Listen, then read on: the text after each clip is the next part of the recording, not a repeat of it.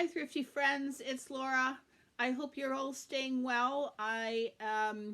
We're doing good here. The sun is shining. The kids are outside playing as much as possible. So we're so lucky to live in a very rural area.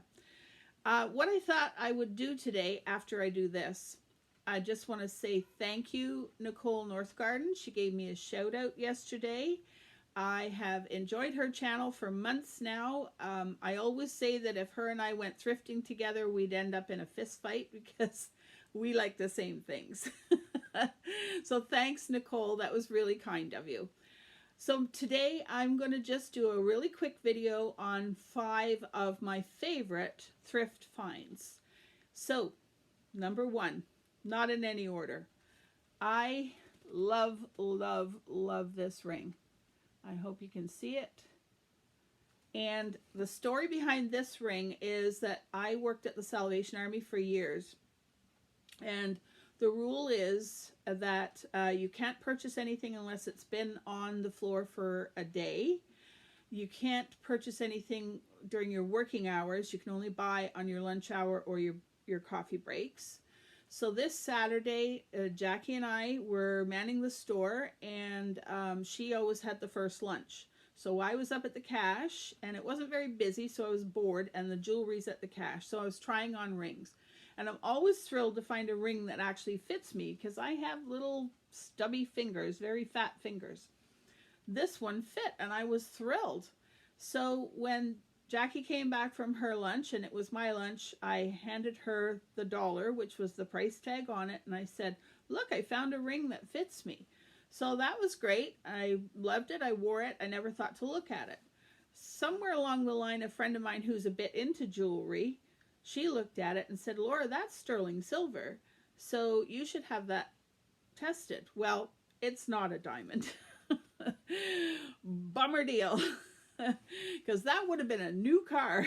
But in a way, I'm kind of glad, because I really, really love it, and I like wearing it for special occasions or when I feel the need to look rich.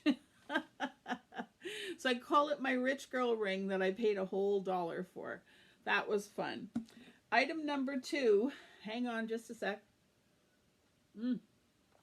is this canister set. Let me just turn you a little so you can see it there. And this is a little bit more of a close-up of it. About 10 years ago, a girl popped up in my Facebook feed, and she was starting one of those online auctions. And I saw this. She had $20 as the first bid, and so I bid 21, and nobody else wanted it, so I got it for $21. And luckily she lived fairly close to me, so it wasn't a big deal to go and pick it up. So I just adore this. And she told me that it came from her grandparents' farm in Renfrew, which is not far from where I'm living now. So it's funny how it's kind of made its way back almost to home. So I use a bread box every day, and unfortunately the word bread is worn off of this. And I have threatened to sell it a few times, because I've been to a couple of flea markets where just this canister was selling for $85. So it's come close. But I enjoy it. So we'll put that back up there. Now, the next item I got at the Salvation Army in Smiths Falls. I worked at the Perth Salvation Army, but occasionally I would help out over in Smiths Falls. And this was in the auction section, and I bid $10 for it, and I won the bid. And I just love this. It's an old-fashioned swing frame, and someone's done a beautiful collage in there. And being a lifetime crafter and sewer, I really appreciated what was in here. I have attempted quilting once or twice very badly. So I just really enjoy this. And I love all vintage sewing stuff, and I often display it. So this is always the backdrop for that display. So that was 1, 2, 3, 4. This I got at the Sally probably 6 or 7 years ago. I think I paid under $5 for it. I love it. It's a thermos and it's always worked really well. It was nice and clean when I bought it. It's still relatively clean. Whenever the hydro threatens to go out, I boil water, fill this, so I know I can at least get a cup of coffee when I need one. So this is one of my favorite finds and I use it all the time. And the last favorite find kind of comes in two sections. I got this when I worked at the Sally. Again, it had been on the shelf for a day and I just loved the color of it.